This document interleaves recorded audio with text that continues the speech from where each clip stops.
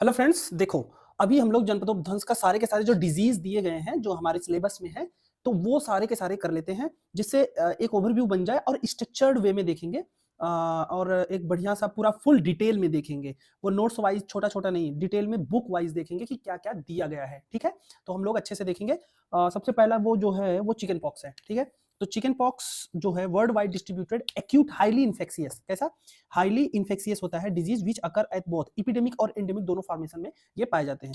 India during 2017 70,000 से ज्यादा cases note किए गए चिकन पॉक्स के, जिसमें 92 की डेथ हुई है, जिसमें 92 का डेथ हुआ है। ठीक है, और केरला में जो है सबसे ज्यादा रिपोर्ट किया गया 30,000 से ज्यादा, और जो बंगाल है वहां रिपोर्ट किया गया maximum number of death 53 due to chickenpox. ठीक है, एजेंट फैक्टर क्या है? एजेंट फैक्टर देखेंगे। एजेंट फैक्टर जो है वेरिसेला जोस्टर, क्या है? वेरिसेला जोस्टर वायरस है, जिसको कहते हैं human herpes virus 3, human herpes virus 3, human alpha herpes virus 3। Source of infection क्या है? जनरली इन्फेक्शियस पेशेंट ही इसका क्या होता है? सोर्स ऑफ इन्फेक्शन होता है। बट इन रेयर केस में सोर्स ऑफ इन्फेक्शन में भी patient of herpes zoster, herpes zoster का भी जो पेशेंट होता है वो कम केसेस में वो इसका सोर्स ऑफ इन्फेक्शन होता है, लेकिन जनरली जो इन्फेक्शियस पेशेंट है वही इसका सोर्स ऑफ इन्फेक्शन होता है। इन्फेक्टिविटी जो होता है 1 से 2 दिन बिफोर, 1 से 1 to 2 days before, and appearance of rashes 4 to 5 day thereafter. ठीक है, सेकेंडरी अटैक जो होता है वो 90% चांसेस होते हैं कि फिर से इसका सेकेंडरी इन्फेक्शन हो सकता है। होस्ट फैक्टर क्या है? जो एज होता है 10 साल से कम उम्र के बच्चों में ज्यादातर ये पाया जाता है, ज्यादा अटैक करता है, but it can occur in adult with more severity.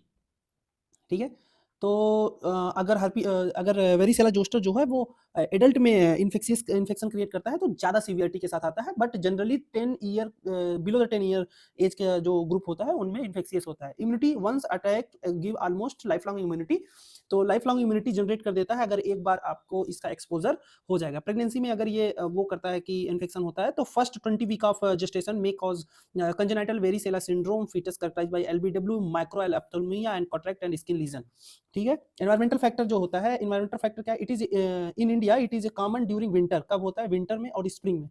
Spring season और विंटर सीजन में overcrowding favours it's transmission, overcrowding में ज्यादा चांसेस होते हैं कि ये ट्रांसमिशन इसका रेट ऑफ ट्रांसमिशन बढ़ जाता है। मोड ऑफ ट्रांसमिशन में क्या होगा? ड्रॉपलेट इन्फेक्शन, ड्रॉपलेट इन्फेक्शन होता है, ड्रॉपलेट न्यूक्लियाई और ट्रांसप्लेसेंटल ट्रांसमिशन, कंजेनाइटल वर्सिसेला जिसमें होता है, मतलब कि वर्टिकल ट्रांसमिशन भी होता है इसमें, मतलब कि मदर से बेबी में भी हो सकता है, प्रेग्नेंट वुमेन में। ये आपको माइक्रोएप्थेल्मिया, कटरैक्ट एंड स्किन लेजन उसमें ये कंडीशन मिलेंगे। इंक्यूबेशन पीरियड 14 से 16 दिन होता है जनरली। ठीक है, 14 से 16 दिन होता है जनरली, लेकिन ये वेरी करता है 10 से 21 दिन तक। तो अगर एग्जाम में पूछा जाए तो 10 से 21 दिन ही लिखेंगे, लेकिन यूजुअली 14 से 16 दिन के अंदर इसको सिम्टम अपीयर होने लगते हैं। क्लिनिकल फीचर में इसके दो टाइप के होते हैं। क्लिनिकल फीचर दो पार्ट में डिवाइड किए। प्री इरेप्टिव स्टेज, प्री इरेप्टिव स्टेज में माइल्ड और मॉडरेट फीवर होता है, बैक पेन होता है, सीवरिंग होता है, कपकपी होती है, मेलेइज होता है, lasting about 24 in children and lasting about 2 to 3 day in adult. 24 घंटे बच्चों में और 2 से 3 दिन एडल्ट में। तो mild and moderate fever high fever नहीं होता, इसमें बहुत माइल्ड फीवर होता है, लो फीवर होता है, बैक पेन होता है, सीवरिंग होता है और मेलेइज होता है। इरेप्टिव स्टेज जो होता है इसका जो ये तो प्री इरेप्टिव स्टेज था। इरेप्टिव स्टेज में डिस्ट्रीब्यूशन ऑफ रेसेस जो होते हैं उनका डिस्ट्रीब्यूशन होता है ढेर सारी मात्रा में। रैश इज सिमेट्रिकल फॉर्मेशन में पाए जाते हैं। फर्स्टली अपीयर ऑन ट्रंक, सबसे पहले ये ट्रंक में पाए जाएंगे, where it is abundant and the come in the face, arm and leg. फिर इसके किसमें होते हैं? फिर फेस पर होगा, आर्म पर होगा, लेग्स पर होगा, where it is less abundant. ठीक है, म्यूकोसल सरफेस में buccal and pharyngeal are generally involve. ठीक है, एक्जिला में भी अफेक्टेड, एक्जिला जो होता है वो जनरली अफेक्ट होता है, but palm and sole are generally not affected. Generally यहाँ पे पॉम पे और सोल पे, पैरों के एड़ियों के आसपास या पैरों के तलवे पे ये नहीं अफेक्ट होता है। Density of the eruption diminished centrifugally. ठीक है, तो रैपिड इवोल्यूशन ऑफ रेस, तो rapid evolution of rashes, the rash advance quickly throughout the stage of macule, papule and vesicles and scab. ये स्टेज होते हैं जो रेस होता है उनके स्टेज है, macule, papules and vesicles and scab. Vesicles are filled with clear fluid, जो vesicles होते हैं उनमें फ्लूइड होता है, and looking like dew drop on skin, पानी की तरह जो होता है, ऐसा कि पानी उस पर गिरा हुआ है स्किन के ऊपर, ऐसा वो लुकिंग होता है उसकी, देखने में ऐसा लगता है, अपीयरेंस ऐसा होता है। वेसिकल्स में form crust without going through the pustulate stage. Pustular stage, ठीक है। Scabbing begin 4 to 7 days after the rash appear, 4 से 7 दिन के बाद स्केबिंग होने लगती है। Pleomorphism, it is a characteristic feature of rash in chicken pox. All stage of rash, papules, vesicles and crust may have seen simultaneously at once time, ठीक है। अब इसमें जो फीवर आता है, फीवर वो बहुत हाई फीवर नहीं होता है। The fever does not run high but so exacerbation with each fresh crop of eruption, ठीक है। तो बहुत हाई फीवर नहीं होता है, माइल्ड फीवर होता है, मॉडरेट फीवर होता है, ठीक है। कॉम्प्लिकेशन इसके बहुत समझने वाली बात है। कॉम्प्लिकेशन जनरली जो कॉम्प्लिकेशन होता है राइज इम्यूनो अनकम्प्रोमाइज्ड पेशेंट जो होते हैं, जो कंप्रोमाइज्ड पेशेंट होते हैं, ठीक है। जो इम्यून सिस्टम जिनका कमजोर है, मतलब इम्यूनो कंप्रोमाइज जो पेशेंट होते हैं, उनमें जो होता है वेरिसेला हेमरेजिकल का कंडीशन देखने को मिलता है, हेमरेज हो जाता है। इसके बाद pneumonia, encephalitis, acute cerebral ataxia and Reye's syndrome. Reye's syndrome क्या होता है? Acute encephalopathy associated with fatty degeneration of varicella especially liver, ठीक है। अब इसका डायग्नोसिस करने का क्या तरीका है? डिटेक्शन ऑफ VZV DNA, कैसे? पीसीआर के through, polymerase chain reaction, PCR के थ्रू डिटेक्ट करेंगे वेरिसेला जोस्टर वायरस का डीएनए, ठीक है। फिर इसके बाद क्या करेंगे? Isolation of VZV in cell culture from vesicles fluid, crust, saliva and cerebrospinal fluid और अदर स्पेसिमेन। तो ये स्पेसिमेन लेके इसको सेल कल्चर कराएंगे और देखेंगे कि VZV का जो चेन है, सॉरी जो डीएनए है वो मिल रहा है या नहीं।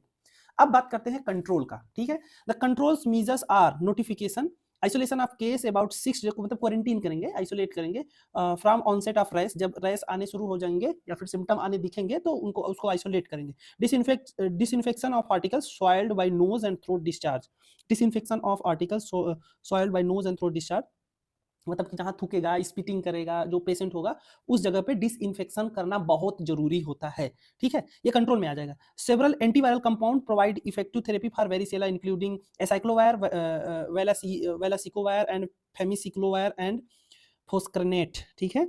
तो ये मेडिसिन है, एंटीवायरल ड्रग्स होते हैं, एसाइक्लोवायर, वेलासिक्लोवायर, फेमिसिक्लोवायर एंड फोस्करनेट, ये कंट्रोल में आते हैं आपका। अब प्रिवेंशन का मेन जो बात है वो प्रिवेंशन का है ना। प्रिवेंशन कैसे करेंगे? प्रिवेंशन के लिए होता क्या है कि varicella zoster immunoglobulin VZIG, varicella zoster immunoglobulin, it is given in within 72 of exposure of prevention of chicken pox in expose susceptible by I/M, मतलब कि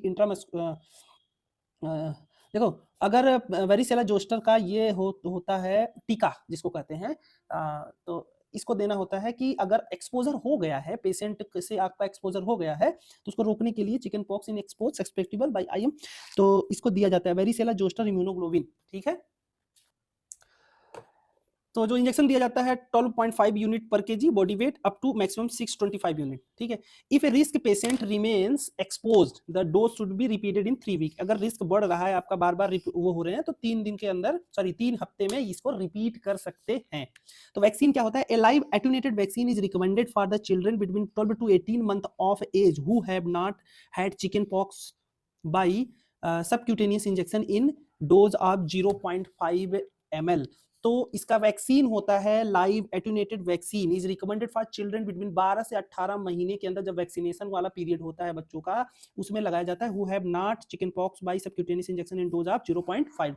for all person 2 dose are recommended with the minimum interval between dose in either 6 week और 3 month for 1 year and 12 year of age and 4 to 6 week for 13 year of age and older, ठीक है। तो ये chicken pox था। तो chicken pox में जो main चीजें थी हम लोग वो पढ़ लिए हैं, ठीक है। अब बात करते हैं मिलीज का, मिलाइज, रूबेला जिसको कहते हैं, रूबियोला। अब रूबियोला क्या है?